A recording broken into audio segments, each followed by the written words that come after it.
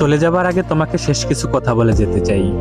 হয়তো আমি আর থাকবো না, তবে আমার এই ভিডিওটা, আমার এই কথাগুলো যদি কোনোদিন তোমার সামনে এসে পড়ে, তাহলে শুনে যেও। হয়তো আমার না বলা কিছু কথা তুমি শুনতে পাবে।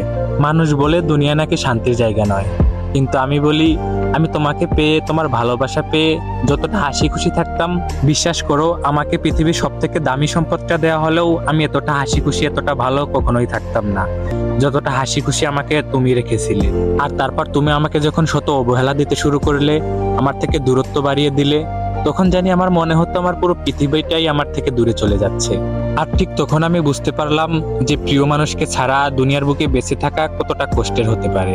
আর তখন আমার আশেপাশে থাকা মানুষের বলা সেই পুরনো কথাগুলো মনে পড়লো, যারা একসময় আমাকে বলেছিল যে দুনিয়া শান্তির জায়গা নয়, দুনিয়া হচ্ছে কষ্টের জায়গা।